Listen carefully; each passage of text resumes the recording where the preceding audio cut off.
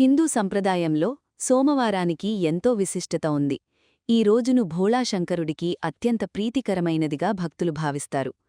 లయకారుడైన పరమశివుణ్ణి సోమవారంనాడు భక్తిశ్రద్ధలతో ఆరాధిస్తే మనసులోని కోరికలు నెరవేరడమే కాకుండా జీవితంలోని సకల కష్టాలు, దరిద్రాలు తొలడిపోతాయని విశ్వాసం.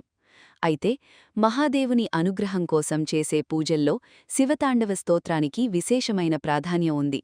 రావణ బ్రహ్మ స్వయంగా రచించిన ఈ స్తోత్రంతో సోమవారంనాడు స్వామివారిని అర్చిస్తే లభించే ఫలితాలు, పూజా విధానం గురించి తెలుసుకుందాం.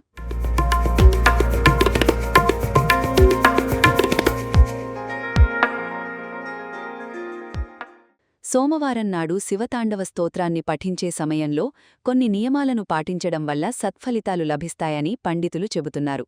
సోమవారం సూర్యోదయానికి ముందే నిద్రలేచి తలస్నానం చేసి శుభ్రమైన వస్త్రాలను ధరించాలి.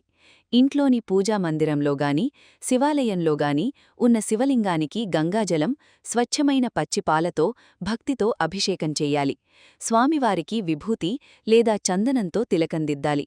శివునికి అత్యంత ప్రీతికరమైన బిల్వపత్రాలు, తెల్లటి పూలను సమర్పించాలి. శివలింగం ముందు ప్రశాంతమైన మనస్సుతో ఆసీనులై ధ్యానముద్రలో శివతాండవ స్తోత్రాన్ని స్పష్టమైన ఉచ్చారణతో పఠించాలి.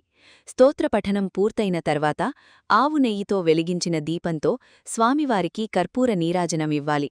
పూజా సమయంలో తెలిసీ తెలియక చేసిన తప్పులను క్షమించమని వేడుకుంటూ నమస్కరించాలి. ఈ వీడియో మీకు నచ్చినట్లయితే మా ఛానల్ని సబ్స్క్రైబ్ చేసుకోండి.